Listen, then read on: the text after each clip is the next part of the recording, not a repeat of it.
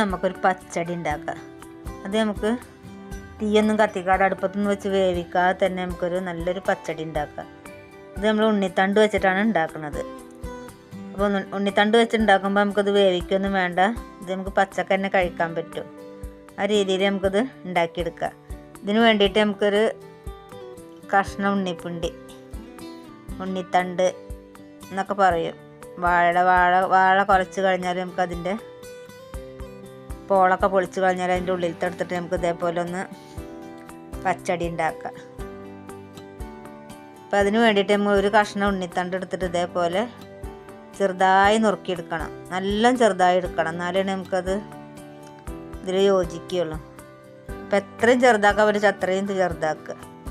നമുക്കതൊരു പാത്രത്തിൽ ഇട്ട് കൊടുത്തിട്ട് കുറച്ച് പച്ചവെള്ളം ഒഴിച്ച് വെക്കണം. കുറച്ച് കൂടുതൽ ഒഴിക്കണം. സാധനം എത്ര ഉണ്ട് അതിനായിട്ടും കുറച്ചും കൂടി വെള്ളം കൂടുതൽ ഒഴിക്കണം, എന്നാലേ നമുക്ക് അതിൻ്റെ നൂലും ഇങ്ങോട്ട് നമുക്ക് ചിറ്റിയേ പോരുള്ളൂ. ഇനി പടകോല് വെച്ചിട്ട് നമുക്ക് ഇങ്ങനെ ഇളക്കി കൊടുക്കുക. 4 പുറം ഇങ്ങനെ ചുറ്റിച്ച് വന്നാൽ നമുക്ക് അതിൻ്റെ നൂലൊക്കെ ഇതിൻ്റെ മേലെ കിട്ടും.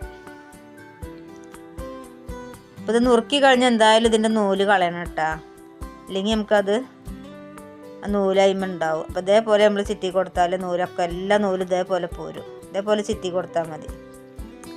ആ കടഭാഗം കൊണ്ട് പപ്പടക്കോലിൻ്റെ കടഭാഗം കൊണ്ട് നമുക്ക് ഇതേപോലെ ചിറ്റി കൊടുക്കുക. എല്ലാ നൂലും ഇതേപോലെ നമുക്ക് ചിറ്റിച്ചെടുത്തിട്ട് കളയണം. പിന്നെ നമുക്ക് നല്ലോണം കഴുകുക. 2-3 പ്രാവശ്യം നന്നായി കഴുകിയിട്ട് ഒരു പാത്രത്തിലേക്ക് നല്ലോണം വെള്ളം വാർത്തിട്ട് നമുക്കിത് ഇട്ട് കൊടുക്കുക. തീരെ വെള്ളം വേണ്ട, നല്ലോണം കൈ നല്ലോണം പിഴിഞ്ഞെടുത്തിട്ട് നമുക്കൊരു പാത്രത്തിലേക്ക് ഇട്ട് കൊടുക്കുക. പിന്നെ നമുക്കതിലേക്ക് വേണ്ടത് ഒരു 2 പിടി തേങ്ങ, കൂടുതലൊന്നും വേണ്ട, 2 പിടി മതി. അത് നമുക്ക് മിക്സിയുടെ ചെറിയ ജാറിലിട്ടിട്ട് ഒന്ന് അരച്ചെടുക്കണം. അതിലേക്ക് വേണ്ടത് ഒരു 10 മണി കടുക്, ഒരു 1/4 ടീസ്പൂൺ കടുക് മതി. കുറച്ച് കടുക്, കൂടുതൽ കടുക് ആവണ്ട.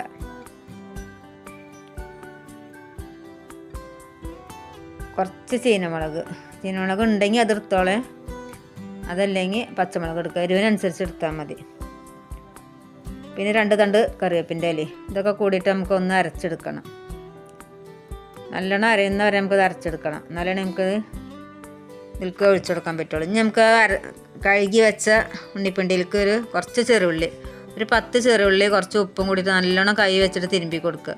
അപ്പോൾ ഇതൊന്ന് വെള്ളമൊക്കെ ഇറങ്ങുന്ന വരെ നമുക്കൊരു മയം വരുന്ന വരെ നമുക്ക് തിരുമ്പി കൊടുക്കണം. നമ്മളിത് അടുപ്പത്ത് വെച്ച് വേവിക്കണമൊന്നുമില്ല, അതുകൊണ്ട് നമുക്കിത് കൈ വെച്ചിട്ട് തന്നെ തിരുമ്പി കൊടുക്കണം. ആ ഉള്ളിയുടെ നീരും ഉപ്പിൻ്റെ നീരൊക്കെ നമുക്ക് ഇതിലേക്ക് പിടിക്കാൻ വേണ്ടിയിട്ട് നല്ലോണം തിരുമ്പി കൊടുക്കണം. അപ്പോൾ കുറച്ച് വെള്ളം ഇറങ്ങുന്ന വരെ നമുക്ക് തിരുമ്പി കൊടുക്കുക. പിന്നെ നമുക്ക് വേണ്ടത് അതിലേക്ക് നല്ല പുളിയുള്ള മോരാണ്. അപ്പോൾ കുറച്ച് കട്ടിയുള്ള മോര് ഒഴിക്കുക.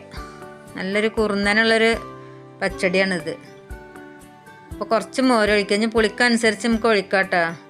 പിന്നെ നമുക്ക് അരപ്പ് അതിലേക്ക് ഇട്ട് കൊടുക്കാം. അപ്പോൾ ഈ അരപ്പൊക്കെ ഇട്ടതിന് ശേഷം നമുക്കത് നല്ലോണം ഉപ്പും പുളി ഉണ്ടോ എന്ന് നോക്കണം. ഉപ്പ് കുറവാണെന്നുണ്ടെങ്കിൽ കുറച്ച് ഇട്ട് കൊടുക്കുക, പുളി ഇല്ലെങ്കിൽ കുറച്ചും കൂടി മോര് ഒഴിച്ചു കൊടുക്കുക.